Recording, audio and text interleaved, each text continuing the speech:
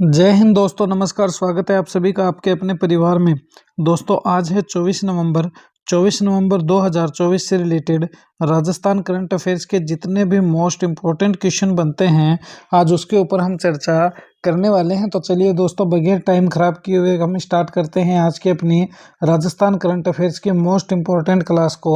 इससे पहले जितने भी साथी चैनल पर नए हैं वो चैनल को ज़्यादा से ज़्यादा लाइक शेयर सब्सक्राइब कर देना और दोस्तों बेल आइकन को प्रेस कर लेना, जिससे कि आपको रोज़ जो है इनका नोटिफिकेशन मिलता रहे। तो देखिए आज के अपने राजस्थान करंट अफेयर्स की मोस्ट इंपॉर्टेंट क्लास का पहला क्वेश्चन दोस्तों, ऑल ओवर क्वेश्चन जो है मैं आपको आगे सभी एग्जाम में स्क्रीनशॉट के साथ दिखाऊंगा कि अपने राजस्थान करंट के जितने भी क्वेश्चन हैं इन्हीं क्लासों में से आपको देखने को मिलेंगे। इसलिए इन क्लासों को तुम कभी मिस मत करना, बल्कि इस वीडियो को पूरे एंड तक देखना। तो देखिए आज का अपना पहला क्वेश्चन देखिए, हाल ही में 68वीं नेशनल स्कूल गेम में किस राज्य की CBSE welfare girls under 17 badminton team ने स्वर्ण पदक अपने नाम किया है? तो वो कौन सी टीम है जिसने अपने नाम स्वर्ण पदक किया है, किस राज्य की है? तो दोस्तों केरल की, गुजरात की, राजस्थान की या मध्य प्रदेश की? सो दोस्तों अगर हम बात कर रहे हैं राजस्थान करंट की तो फिर राजस्थान ही बीच में आएगा, दूसरे का तो कोई हिम्मत ही नहीं है कि बीच में आके कुछ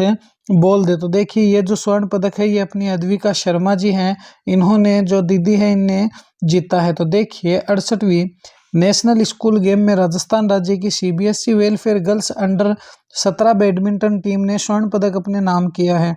राजस्थान के भीलवाड़ा जिले की अद्विका शर्मा ने राजस्थान के बैडमिंटन के इतिहास में पहली बार लगातार 2 एसजीएफआई बैडमिंटन स्वर्ण पदक जीतने वाली बनकर अपने नाम का दोस्तों क्या रच दिया, इतिहास रच दिया।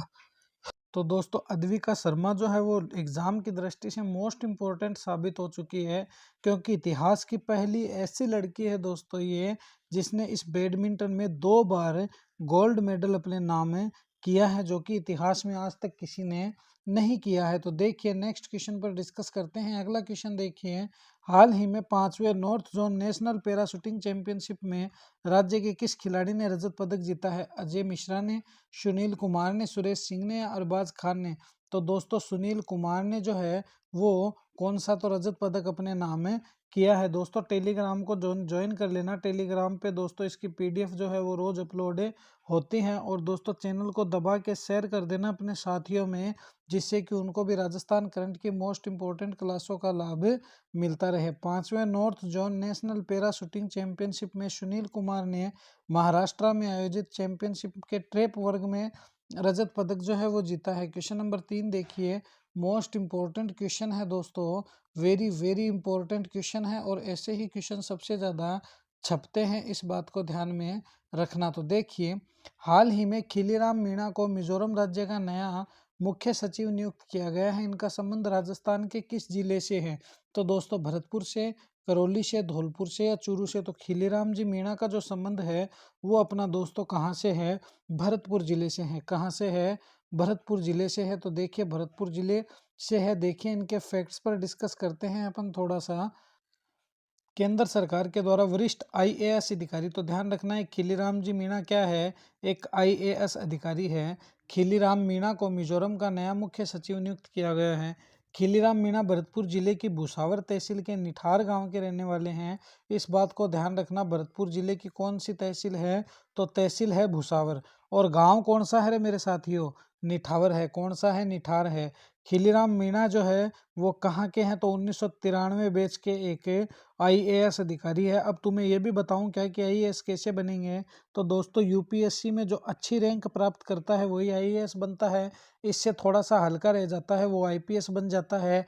इस तरह से अलग अलग दोस्तों इसमें रैंक चाल है। वह केंद्र शासित प्रदेश केडर के आईएएस अधिकारी है और उनकी नियुक्ति का आदेश जो है केंद्रीय गृह मंत्रालय ने किया। तो ध्यान रखना यूपीएससी के जितने भी अधिकारी है दोस्तों उनको कैडर जरूर स्टेट में मिलता है। क्या मिलता है? उनका कैडर जो है वो स्टेट में मिलता है, मगर वो काम किसके अधीन करते हैं? तो भारतीय केंद्रीय मंत्रालय के अधीन। किसके अधीन काम करे? तो अपाया केस का शॉर्ट में दिल्ली सरकार के अधीन काम करेगा। किसके अधीन काम करेगा? दिल्ली सरकार के अधीन काम करेगा। तो देखिए अब नोट में अपन देखते हैं, राजस्थान के 3 ऐसे आईएएस अधिकारी है जो 2024 में मुख्य सचिव बने हैं। तो कौन कौन से हैं जरा सा देखो। सबसे पहले तो है अपने शिवदास जी मीणा। तमिलनाडु के मुख्य सचिव के रूप में इन्होंने कार्य किया था और ये टोंक जिले के बेगमपुर गांव के निवासी। कहाँ के? तो टोंक जिले की जो बेगम है उस बेगमपुर गांव के ये दोस्तों क्या है? निवासी है। चलिए, शिवदास मीणा अगस्त 2023 तक इस पद पर कार्यरत थे। अब है अमृतलाल मीणा। तो अमृतलाल जी मीणा को बिहार का मुख्य सचिव बनाया है, करौली जिले के डाबरा गांव के। तो सबसे पहले टोंक की बेगम से थे और उसके बाद करौली का जो डाबरा गांव है उससे हैं, और एक हो गए अपने भरतपुर के कौन है? खिलीराम जी मीणा। ये मिजोरम के मुख्यमंत्री के रूप में नियुक्त हुए हैं। तो देखिए, मुख्यमंत्री नहीं है, गलत है, मिजोरम के मुख्यमंत्री। चलो बात ही आ गई है तो करते हैं। तो मिजोरम के सीएम कौन है ये आप मुझे कमेंट में बताना। और ये मिजोरम के दोस्तों मुख्य सचिव बने हैं। क्या बने हैं?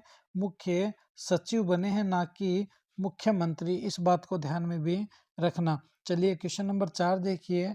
सरकार की अमृत 2.0 योजना के तहत राज्य के कितने शहर और गांव में पेयजल सप्लाई में सुधार किया जाएगा? तो सबसे पहले तो तुम्हें एक ही बात ध्यान रखनी है कि योजना कौन सी है। तो योजना जो है मेरे साथियों, अमृत 2.0 योजना। कौन सी योजना रे? अमृत 2.0 योजना। इस योजना के तहत सरकार क्या करना चाहती है? सरकार जो है वो एक लगाएगी डिजिटल मीटर। क्या लगाएगी? डिजिटल मीटर लगाएगी। सबसे पहले तो तुम ये बताओ कितने जिलों में? तो ध्यान रखना 176 में। कितने में? 176 जिले और गांवों को मिलाकर यह योजना लागू की। इस डिजिटल मीटर में जो जितना पानी इस्तेमाल में लेगा उसको उतना ही दोस्तों बिल भरना पड़ेगा। सबसे पहली बात, ये जो पानी है ये पानी 24 घंटे चलेगा।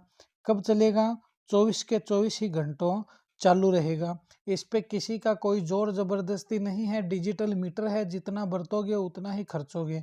क्या होगा? जितना बरतोगे उतना ही खर्चोगे। इस बात को ध्यान में रखना। तो देखिए, अमृत 2.0 योजना। अमृत 2.0 योजना के तहत राजस्थान के 176 शहर और कस्बों में पेयजल सप्लाई में सुधार और नए कनेक्शन दिए जाएंगे। आगे देखो, इसकी तकनीकी स्वीकृति कहाँ से मिली है? तो जलदाय विभाग ने 161 शहरों और कस्बों के लिए पेयजल सप्लाई में सुधार और नए कनेक्शन के प्रस्ताव को तकनीकी रूप से क्या कर दी? स्वीकृति दे दी। अब देखिए, इसको वित्तीय दामों की स्वीकृति। तुम वित्त का मतलब क्या होता है? मनी भाई। मनी की स्वीकृति कितनी है? तो वित्त विभाग द्वारा इस योजना के लिए 5,103 करोड़ रुपए की वित्तीय स्वीकृति दी गई है। 5,123 करोड़ यानी कि 5123 करोड़ रुपए की स्वीकृति मिली है। अब इसका प्रमुख कार्य क्या क्या है वो देखिए। तो प्रमुख कार्य में स्मार्ट पानी के मीटर लगाए जाएंगे, जिससे उपभोक्ता को वास्तविक प्रयोग के अनुसार पानी का शुल्क दिया जाएगा। दूषित पानी सप्लाई वाले इलाकों में पाइपलाइन बदली जाएगी। इस योजना के तहत 24 घंटे पानी सप्लाई स्मार्ट मीटर और वाटर रिसाइकलिंग प्लांट के द्वारा किया जाएगा। नए पंप हाउस और टंकियां बनाई जाएगी ताकि पाइपलाइन के टेल एंड तक पूरे प्रेशर से पानी पहुंच सके, यानी कि जो अंतिम छोर है वहां तक भी प्रेशर से पानी जा सके। इसके लिए क्या बनाई जाएगी? टंकी बना सी के कृषि टंकी बनाएंगे तो टंकियां बनाई जाएगी। चलिए आगे देखिए। शेष 15 शहरों के लिए कार्यों को तकनीकी स्वीकृति 30 नवंबर से पहले जारी करने का लक्ष्य रखा गया है। राजस्थान के जलदाय मंत्री कौन है?